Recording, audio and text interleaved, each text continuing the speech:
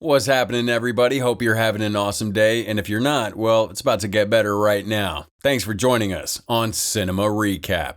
Today we'll take a look at a 2017 action sci-fi flick called Kill Order. Spoilers ahead. So he gets to school, where he's approached by a cute-looking girl, May, who's trying to talk to him. But like we already know, David isn't exactly a wordsmith. Something tells me this guy isn't part of the school debate team. It's time for class, which in movie world means time for a little theme chat. Today's topic is ego. You know what? I'll let Mr. Henderson here take it away. The ego identity, if the stage is handled well, the person will feel a sense of mastery. Basically, he's telling you to be true to yourself and not hide from who you are. Accept what you're born to do, and you'll thrive. The lesson takes a pretty quick turn, however, when a bunch of SWAT members suddenly burst into the room. They have their guns out, pointed, screaming for all the kids to just keep their heads down. Those kids obey immediately, but David, being David, stands there, stares blankly, like he doesn't know what's going on. And this has one of the SWAT members grabbing his head and just shoving it down, hard. One of the SWAT guys asks Mr. Henderson, "Which one? Point him out!" He points to David, which sees the SWAT members clear everyone else from the room. And as this is going on, David has another episode. The flamehead sitting next to him, burning hot, seeming to taunt him. He's freaking out, shutting his eyes, trying to ignore it. More flashbacks to that hospital. And finally, David has had enough. His eyes suddenly turn blue, and a wave of energy erupts from his body. David grabs a pen and stabs one of the SWAT guys in the neck, and then disarms another using his gun to beat down a third. They open fire on David, but he uses one of the bodies as a human shield. There's knife throwing, there's table throwing, we got spin kicks, and David using superhuman strength to throw one of the SWAT guys through a wall. It's like I said, it's a pretty good action scene. Now after David flees the school, a bunch of shady guys in suits enter, so as to see the damage caused. They approach Mr. Henderson, and when he asks what is going on, we finally learn. Escaped from a psychiatric facility. He's extremely dangerous. From there, the shady guys in suits head back outside where their boss is waiting for him. We don't see the boss for now as he's hiding in that black SUV.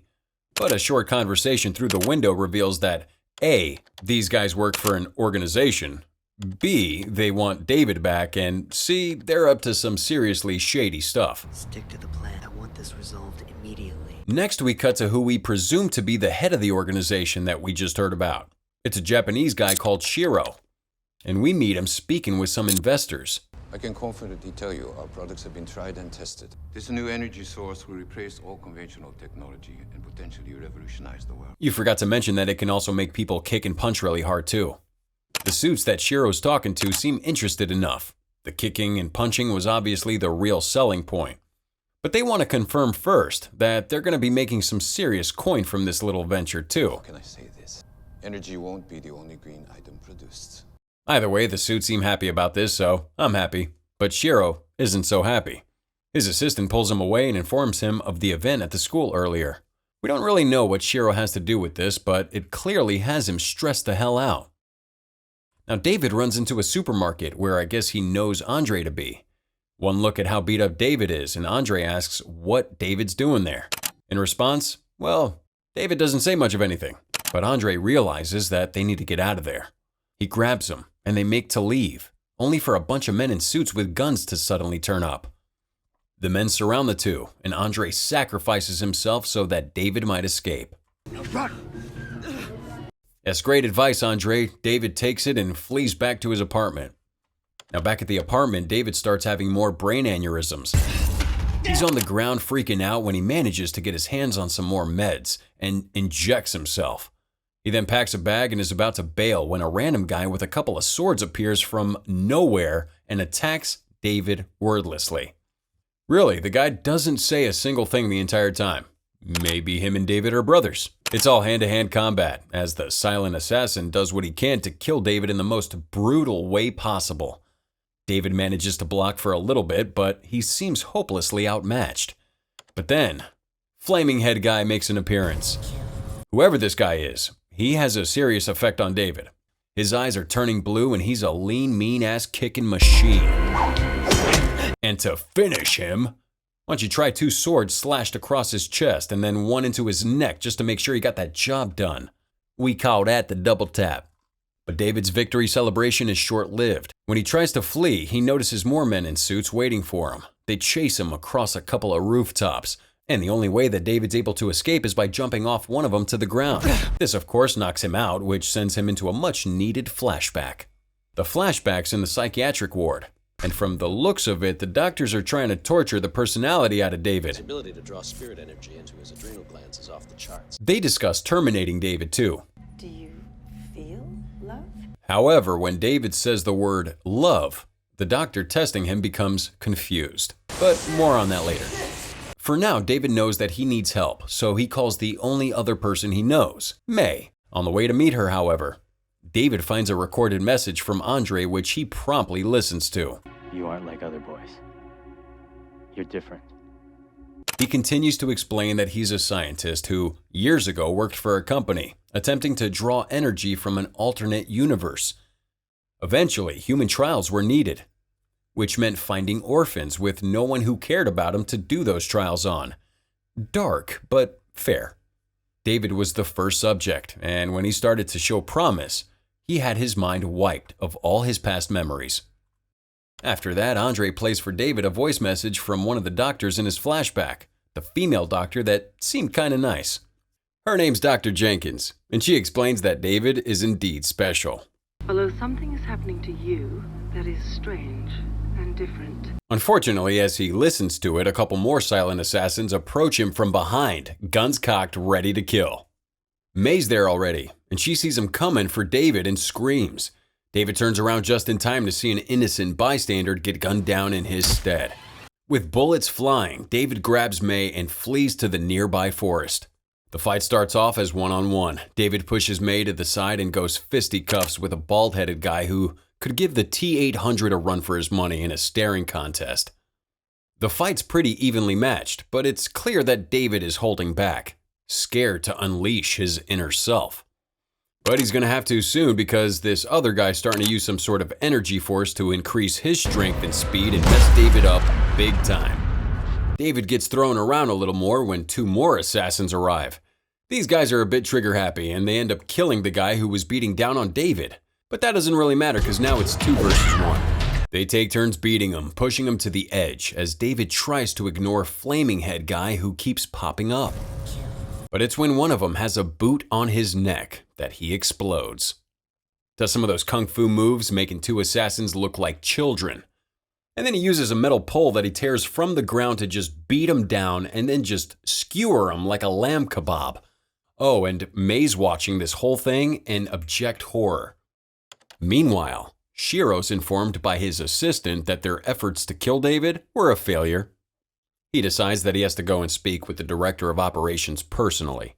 The director is called Eli Black, and he's your typical movie villain bad guy, wearing a black suit. At the moment, he's in the lab watching another one of his test subjects at work.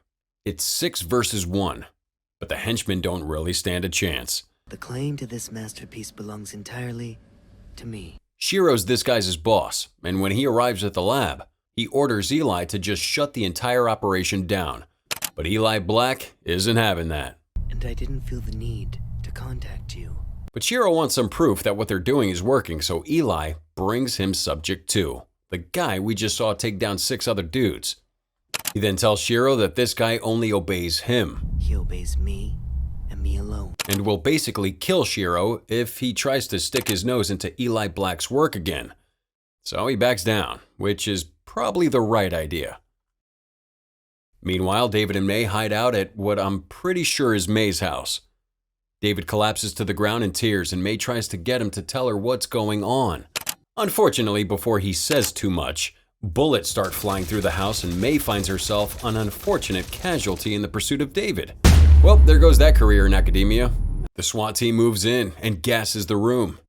David tries to take them all out, but somehow they manage to overwhelm and capture him. Another flashback now, back in the psychiatric ward with Dr. Jenkins. However, it's now clear that Jenkins actually cares for David and is even impressed that he's somehow able to resist their torture. She tries to help him remember who he is, but this just alerts the authorities. An alarm sounds, and we see her getting dragged out as the organization's mantra is repeated. Only purpose David wakes up, strapped to a chair. Good news though. Sort of. Andre's there, although he's also tied down. And looks like he's been beaten pretty heavily. Andre tries to speak to David to tell him what he needs to know. But before he gets a chance, our friend Eli Black and that raspy voice appear in the room. I want you to tell David everything.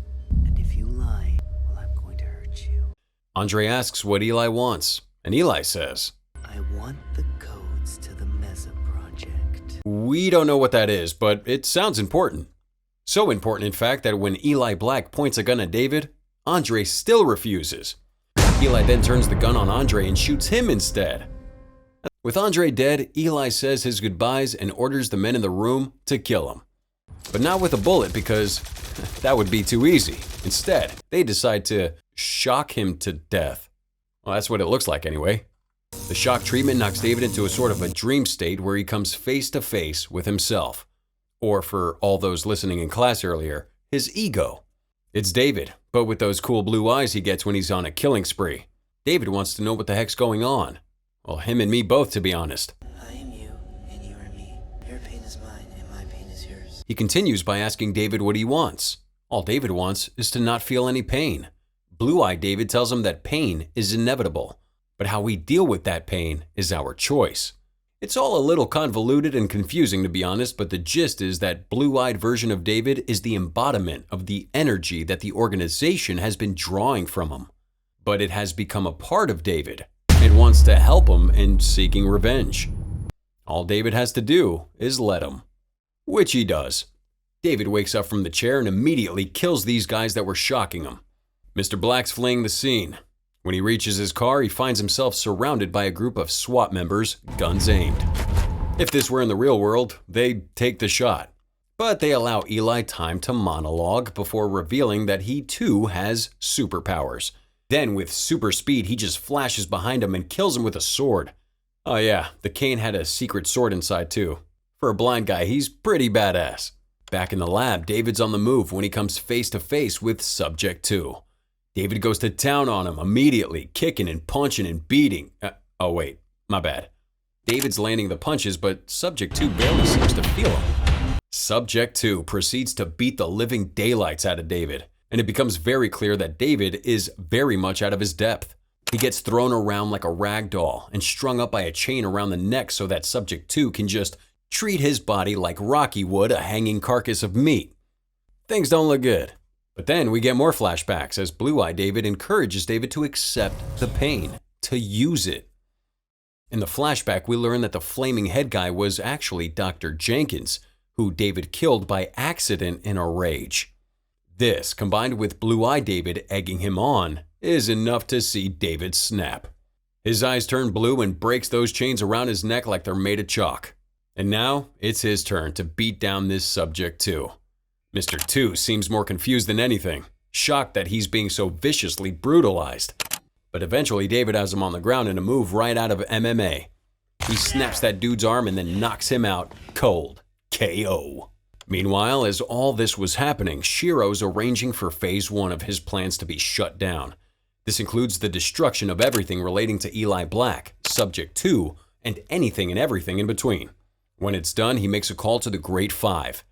Floating orbs that look like something right out of a dystopian future.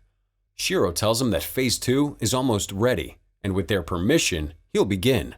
They, however, seem concerned about David, but Shiro assures him that he can control David.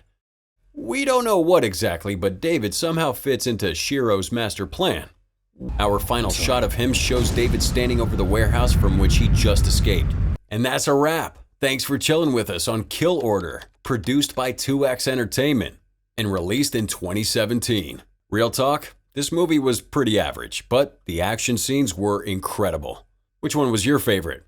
Why don't you tell us with that #CinemaRecap in the comments? And as always, till next time.